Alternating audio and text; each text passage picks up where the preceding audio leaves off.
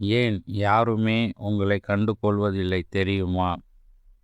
உலகில் மக்கள் தொகை அதிகரித்து கொண்டே செல்கிறது. அதே நேரம் விஞ்ஞான வளர்ச்சியும் டிஜிட்டல் தளத்திற்கு மாறிவிட்டதால் அதிகப்படியான தகவல் நமக்கு எளிதாக கிடைக்கின்றன. இது காரணமாகவே உங்கள் எண்ணங்கள், உணர்வுகள் மற்றும் அனுபவங்கள் பற்றி யாரும் பெரிதாக கண்டுகொள்வதில்லை.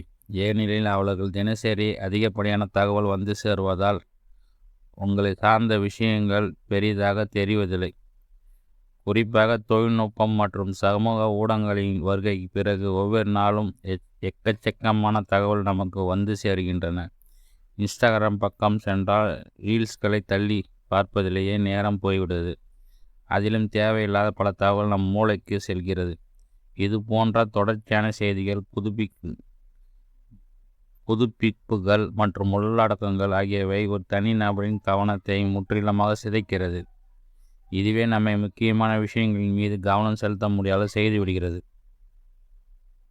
சமூக வலைதளங்களின் சுய விளம்பரத்திற்கு அதிக முக்கியத்துவம் கொடுப்பதில்லை. பார்க்கும் மக்கள் தங்கள் சொந்த வாழ்க்கை இலக்குகள் மற்றும் வேலைகளில் அதிக கவனம் செலுத்துகின்றனர்.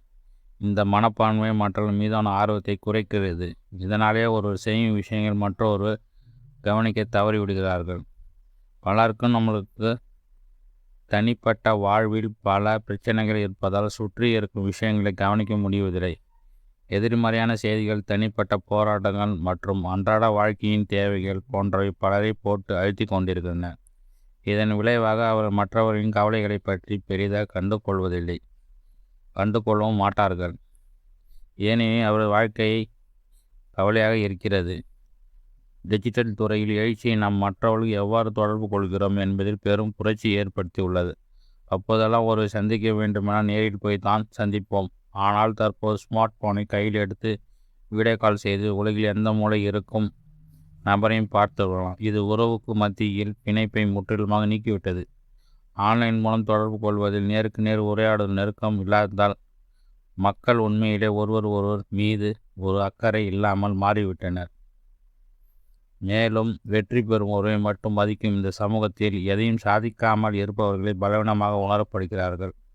வெளியே சென்று பிறர் மீது அக்கறை செலுத்தினால் நம் வெற்றி பெறவில்லை என்பதற்காக நம்மை உதாசீனப்படுத்தி விடுவார்களே என்ற எண்ணம் பலரிடம் உள்ளது. இதன் காரணமாகவே பலர் பிறரை கண்டுகொள்ளாமல் அவர் வாழ்க்கை மீது மட்டுமே அக்கறை கொண்டவர்களாக இருக்கின்றனர்.